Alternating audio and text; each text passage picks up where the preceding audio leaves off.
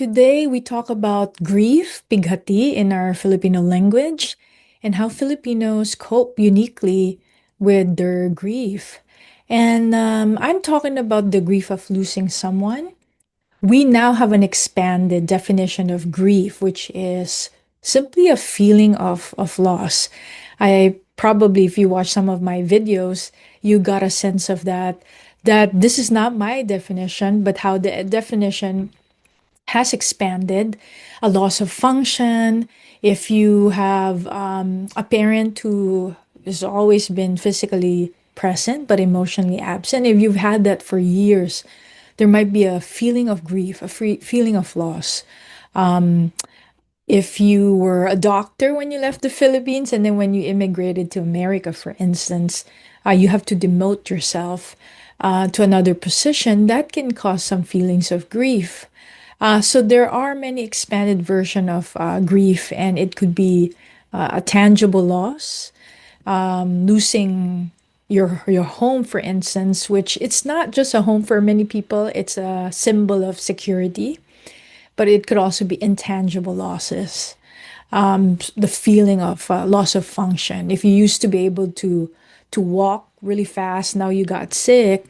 Now you might have feelings of grief from based from that functional loss. But today I talk about the grief of losing someone and how Filipinos beautifully allow communal grieving, and in a sense using bayanihan, togetherness, brotherhood, sisterhood, during moments of grief or pighati.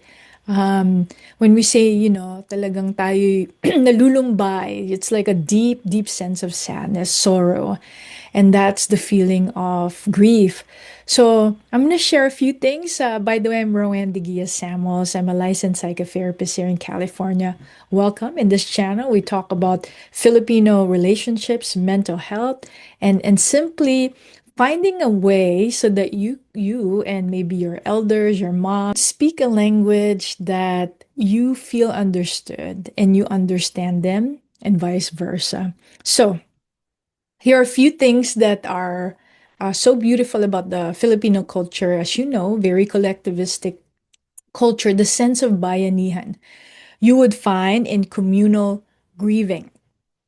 Even some research would show that compared to other Asian culture like Taiwanese, there's I think Amy Chow, you could check out her work, who shared that specifically like Chinese or Taiwanese could still show an outward expression of grief, like crying or wailing, but it's more muted. In comparison, one of the things that makes Filipino not unique, because I'm sure you could see this in different cultures as well, is there's an outward expression of crying and wailing. So if you've attended a funeral, a vigil, you would see the stark difference. When I first came to America as an immigrant, I've been in America now for 23, 24 years at the time of this recording. I noticed that stark difference. I go to a funeral and people are very subdued with their crying or wailing. You don't hear people wail in that way. And the funeral or the grieving ritual, that how long it lasts, is very short, and there's usually a seeking for closure, like going back to just the normal routine. In the Philippine culture, there's, again, I mentioned communal grieving. There's even people reporting waking up like 3 to 7 times, I think was the number, where during at night you'll wake up because you're thinking about your loved one that you just lost, and suddenly people will just start crying. There's also almost like this village like support. I mean, you just imagine Bayanihan. If you ever attend a kind of vigil in the Philippines, still some people do it in their home, or they have their loved ones' coffin actually in their home, and they'll set it up so that people would be spending morning till night. They have food, they have like sometimes card games, sometimes people would sing. Um, Nowadays, it has become more modern, and for Filipinos who have more money to spend, they might pay a particular funeral setting, and it's set up there, very similar here in America. So funeral is really active grieving in the Philippines, and it's not to say that people are not actively grieving. It's just more active. When I say that, is you could see an outward expression. The next one is I wrote about this. It's more people seek to co-regulate rather than in a very individualistic culture. You might just be very solemn, which is it's an option too because everybody grieves differently.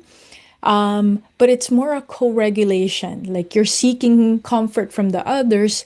And that's why when you attend funerals in the Philippines, people are constant stories are told over and over again, both the exchange of the person or the connection to the person who passed away and vice versa.